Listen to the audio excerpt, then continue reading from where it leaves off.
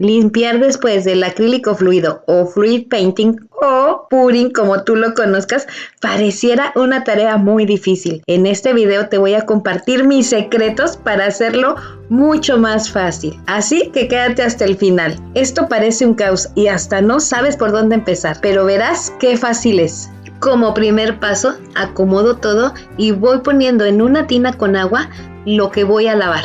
Aquí te va el primer tip de varios que vas a ver en este video. Algunos de los utensilios los forro con cinta o con plástico Vitafilm. Si quisiera, no tendría que lavarlo. Aún así, le voy a echar un poquito de agua, no le cae mal. Ahora voy a levantar esto que para mí es como un muro que evita que manche las paredes de pintura. Más adelante te diré cómo hacerlo. Siempre que empiezo a pintar, lo primero que pongo es una charola como esta, para poner todos los utensilios que voy usando mientras estoy pintando. Puedo ir enjuagándolos y seguir reutilizándolos durante el proceso de pintura, pero también después de que termino es mucho más fácil limpiarlos. Ahora vamos con la base giratoria. Yo la cubro con un plástico Vitafilm. Yo prefiero ponérselo porque si la base empieza a cubrirse de pintura y quedaran gotas de pinturas por diferentes lados, perdería el nivel que es necesario para practicar la técnica giratoria. Ahora vamos con el tapete de silicón. La verdad, a mí me encanta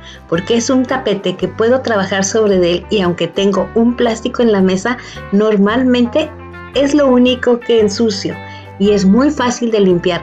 Puedes desprender la pintura solamente con las manos y cuando lo lavas la pintura se cae muy fácilmente. Eso lo verás más adelante. Como habrás visto en mis videos anteriores, esta es la bandeja que yo utilizo para derramar toda la pintura. Pero es tan fácil quitar la pintura como lo estás viendo. Esto realmente no es necesario porque puedes derramar tanta pintura como tú quieras. Pero te lo muestro para que veas que es muy fácil mantenerla limpia. Ahora podrás ver qué tan fácil es limpiar el tapete de silicón. Un poco de agua y la pintura se desprende prácticamente sola. Después le das una ligera pasada con una fibra y listo.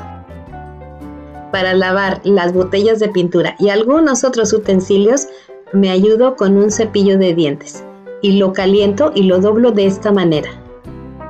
Siguiente paso, a lavar todo esto. Pero como ya está remojado, la verdad es mucho más fácil limpiarlo. Para limpiar todas las tapas utilizo un palillo. Es muy fácil quitarle la pintura que está acumulada.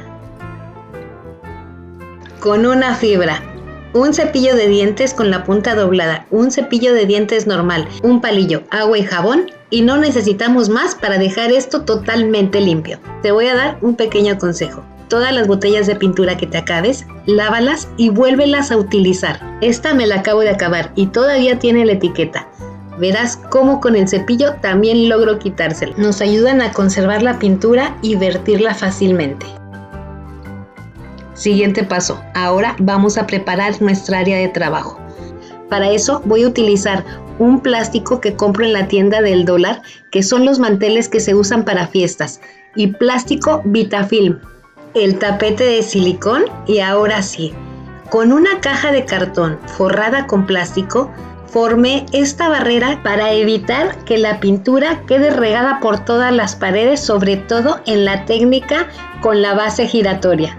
Y hablando de la base giratoria, ahora verás cómo la forro. Extiendo el plástico Vitafilm y encima pongo la base y lo pego con cualquier tipo de cinta.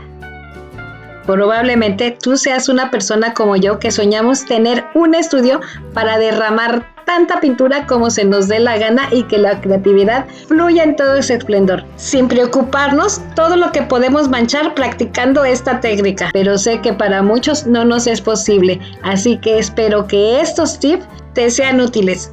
Si te gustó este video, por favor, regálame una manita arriba. Recuerda que el pouring es mucho más que vertir pintura. Nos vemos en el próximo video, pero mientras tanto tú ya sabes, ¡que fluya la creatividad!